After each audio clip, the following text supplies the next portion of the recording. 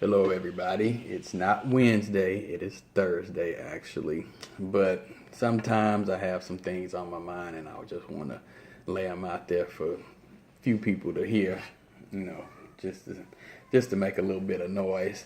So, this is not the original midweek pickup, but this is a part of the midweek pickup. So, I guess this is like an extra or whatever. Now, history is something that is made every time each second passes. It's in the past now, it's history. But it's always been interesting. Of course, you learn a lot from history. But the history I'm talking about is not ancient, it's not too long ago, about 20 years ago. And it's been blasted here for quite some time because it's the 20th anniversary or something like that. I'm talking about the O.J. Simpson trial. I remember it because when the Houston Rockets won, I think it was the second championship, might have been the first one, not too sure. But I know they were on NBC at the time, and we were watching the finals. I think it was the first one because I think they were playing in New York. But anyway, we were watching the finals, and the finals get interrupted. White Bronco going across the screen. It's OJ, and then I'm probably about 10 or 11, something like that. And I don't really know the history of OJ. I know who OJ is. I kind of know what's going on in the world, but I'm young, so I'm not taking it in as much as I would have now.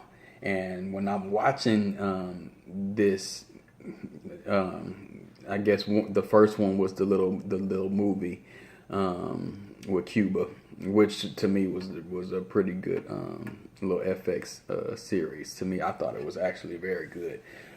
It opened up a lot of things to me, things that I remembered but wasn't paying attention to, like I just said, things that didn't resonate with me back then because I was so young, but now it really does hit me, because I really get to think about it and see what's going on. I'm older and I can kind of, put myself back then in that place with the mindset that I have now versus the mindset that I had back then. Now, I'm going to be going for a while. So I'm watching it, and the most recent one that came out is the 30 for 30. So that's the one that I'm watching right now. Very, very stimulating, interesting. But the thing that really grabs me about this is that it's not even about these people who've lost their lives. You know what I'm saying? It's not really about that. It is, but it's really not. You know what I'm saying? And if you read between the lines, you know what I'm saying? It was about race. They turned it into a big racism thing. But from watching this, it was about race from the beginning, which it always is. But anyway, that's this country's history. It's always about race. So I'm watching OJ or whatever, and they're going back through his lifestyle. Through his life, and they're showing, when he arrives at USC, and OJ is a person who is not, I guess you could say, bound by race. He doesn't even see himself as a black man. He doesn't even see himself in the black community. Although he was raised in the black community and everything, but he was a very skilled football player. So, of course, just like today, the top colleges want the top recruits. So, he wanted to go to California thinking that he was escaping racism there, but or thinking that it would be a little bit less, I guess, open versus being in the South. And he goes to California, starts going to USC. Nobody's really putting him in the community of black people until something happened, which was the Watts riots and everything. So once that happens, bam, OJ is approached. OJ is a black man playing football. Black Panther Party want to get OJ to say some things on the behalf of his community. couple times I've heard this in two different situations or whatever. OJ looks at him. I'm not black. I'm OJ. You know what I'm saying? And I'm not doing that because, he's not defined by race. Not OJ Simpson. No. So, OJ, shut down the either the Black Panther Party or the NAACP. I can't remember what they said now, but I think it was the Black Panther Party. And shuts them down or whatever. Now, fast forward, OJ is the first real athlete to get endorsement deals. And it's really the first black athlete to get endorsement deals. OJ is skyrocketing to fame. Rough stint in the NFL at first skyrocketed just like through his college career. You know what I'm saying? Although while he was in the NFL, he faced racism, but it was not, it wasn't just like thrown at him. You know what I'm saying? Of course, it was certain ways that, like the first coach they had, they tried to switch up his role or whatever. They was not letting OJ do what OJ is supposed to do, and to me, they tried to kind of slight him for his talent, make sure he comes out a bust or whatever. But then the coach gets fired. New coach comes in, bam. He knows of OJ. He's an actual fan, actually. Switches OJ's role. Bam, OJ's breaking records. He's on his way to the top. Black wife at this time, everything like that. He's doing good, getting endorsement deals, movies, starting to be in movies and everything, blah, blah, blah. Fast forward a little bit, meets Nicole Brown. He's married at the time, tells his partner, that's going to be his wife one day. Gets a nice apartment, sets up, moves her in, bam, everything's going. So, they're in Los Angeles at this point. OJ's not playing football, still has his endorsement deal, still doing movies. And, couple of incidents happen. He's beating his wife. Now, I'm just setting everything up. You've watched it. You know what's going on. You have your opinion. You know what I'm saying? Everybody has their opinion. And back then, I know what everybody's opinion. OJ did not do it. No way possible. But, and this is what, when I'm watching it now, it almost is disgusting, but, I guess I feel both sides or whatever. But Rodney King beating happens. And again, I'm aware of this when I'm a kid, when all this has happened, but I haven't lived long enough to know actually what is actually going on. So anyway, Rodney King happens. During the trial of Rodney King, I believe, and I knew about this too, Korean store owner, little black girl goes in there for some orange juice. The store owner tries to say she tried to steal the orange juice or whatever. No, this is after the trial, I think, where she got her verdict. But, long story short, the convenience store owner shoots the little girl in the head, point blank range. Bow, shoots her in the head. She gets probation. You know what I'm saying? And this little child, this child that actually was not trying to steal anything, but this child is gone and she gets probation, and she was facing like 30 years to life, and the judge gave her probation. Now, go back to Rodney King, videotape, and the other situation was on videotape too, but Rodney King, videotape evidence, you know what I'm saying? Like, it's clear as day. These cops beat the hell out this man, you know what I'm saying? They didn't kill him. As bad as they beat him, they probably almost should have killed him, or they could have if they went a little bit longer or whatever, but he didn't die, goes to trial, they get off. So now Los Angeles is dealing with another riot situation, of course. Rodney King, the police officers get off, they laugh about it, basically. That was so, of course, filled with race. They moved that trial to a suburb, further down the street or whatever, where most of the cops live. So of course you know how the jury went with that, and they set it up so there's no justice for the black community, none. And it's like that all the time, and it's still like that, because if you've listened to me so far, I talked about the Watts riots and everything. I've talked about Rodney King. I've talked about the little girl who's gotten shot, and none of these people from these situations have gotten the justice that they actually deserved, because it's always made out to a race thing, but the black people always get the short end of the stick. Always, always, always, always, no matter what. No matter what. Now, let's get back to OJ. So, OJ and Nicole have problems. They're breaking up. OJ's beat her a couple times, put his hands on her. OJ, was like borderline, not even borderline. OJ was crazy as hell. The dude was watching her while she was getting it in with a new little dude, and trust me, the 60 for 60 is a lot less, I guess, darker, if you will. No pun intended.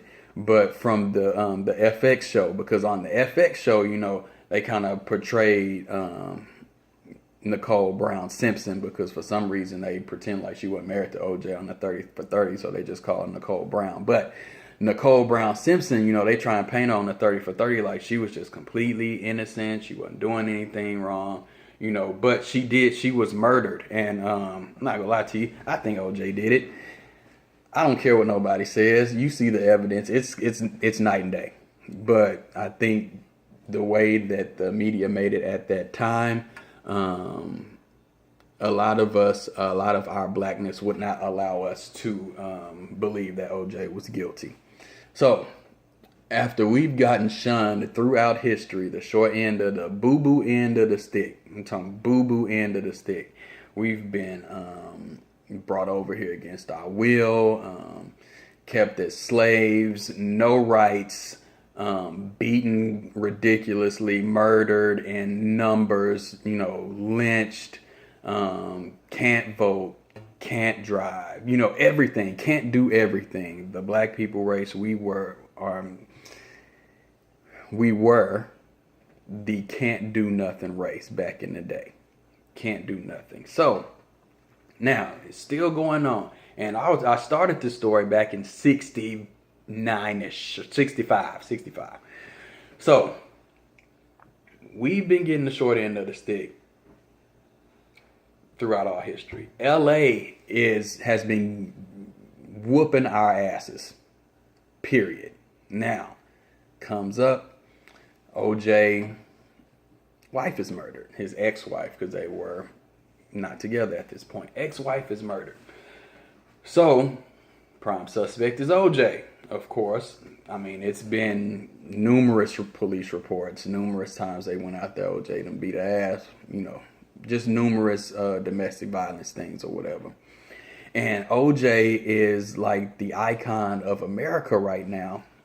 He's still rich and powerful, colorless man at this point. Colorless, because nobody really sees OJ as black, because OJ is a hero. He's an American hero, American hero. So OJ gets away with, no pun intended, murder.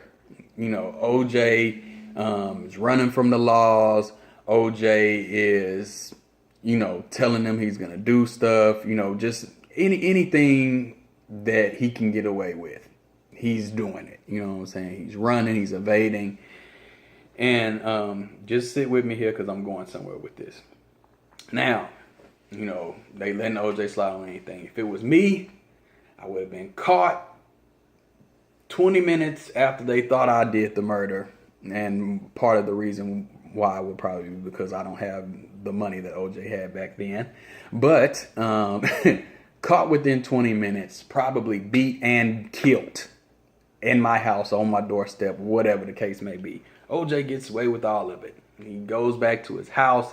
I think they even said on the last 30 for 30, because I'm only on part 3. I haven't gone through all of it. They said that when they got there, after they followed him home, they were eating sandwiches.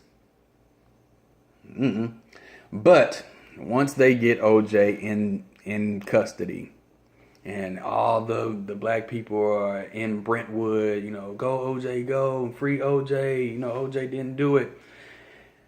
They say they put OJ in the car after they handcuffed him. On FX, they said they didn't handcuff him. On 30 for 30, they said they handcuffed him or whatever. Gets in the car, he looks around, and he says, "What is all these niggas doing in Brentwood?" Now, OJ, stay with me now, because it's a long one. OJ is accused of murdering two white people, and he gets in the car. What all these niggas doing in my neighborhood, basically? I bet they look back at him like, what the hell? Once OJ's in custody, and they start putting the teams together, and they start the little arguments, OJ Simpson is now a black man. Period. He's black now. He's black. Has the support of the black community. But here's the twist of everything. In LA, within the past 5 years of OJ Simpson, about the past 5 years of the trial, 2 major incidents go by and black people get no justice at all. None, period. So, things are going through people's minds. They're thinking, hey, we do convict OJ. We gonna have another riot on our hand. It's gonna be the worst one ever. This is what they're thinking. Because they wanted to change that trial too. But I think the guy was running for Senate or something. He didn't want to lose his majority vote in that area, which was the black people. So he says, let's keep the trial here. We can have a fair trial and get through this in this area, period. We're not moving the trial. So he's doing that. He's making political moves to ensure he's elected or reelected. I don't know if he was elected then, whatever the case may be. So OJ's black now, and they're going after him. I'm talking about going after him. But in majority of the world's eyes, OJ was already black. But he was a hero. Football, movie star, endorsement deal hero. So a lot of people did not affiliate OJ with being black. Even though you can look at him and yeah, he's black. He is black. But he's not labeled or treated as such or penalized, whatever the case may be. He's not black to them. He's OJ Simpson, man. And he said it. I'm not black. I'm OJ Simpson. So, like I said, I've got up to the third part of this. But let's fast forward. Trial's going. Racist cop on the trial. They find out he's racist for sure. They try and exploit it. Put 2 black guys against each other. Johnny Cochran and I can't remember his name right now. But very important figure. And I'm not throwing shade at him or nothing. He is a very important figure. Great lawyer, both of them. Johnny Cochran was so great, it's scary. I almost feel like, and this is just my feeling, the majority of OJ's team has passed away, and I kind of feel like it's because this is just my feelings, you know what I'm saying? And everybody has their opinion of things, but hey, you kind of let a murderer get off, so your time is going to be shortened. That's just me. I'm just saying things. It's not to be in a hurtful way or nothing like that. Just trying to shed some light to a situation here. Now, we all know OJ gets acquitted. He's not guilty of murder. Not guilty. Everybody rejoices. Everybody celebrates. People on his team were not as happy because even people on his team thought he did it. You know what I'm saying? And OJ would say some questionable things, like his stories wouldn't add up, they wouldn't link together, and he would always say some questionable things, like, if this jury convicts me, maybe I did do it. You know what I'm saying? Like, things that, like, I couldn't, if I was in that situation, I could not have said anything that OJ said, but I probably would not have gotten the chance to, because in our country that we live in this country, America, it's a lot of things. Well, it's a few things that's going to help you get away with basically anything. That is celebrity status and money status. How much money you have, how much of an impact that you make on this society. So OJ has made a huge impact on the society, and just like Marsha Clark said, and of course I remember her name, but I can't remember.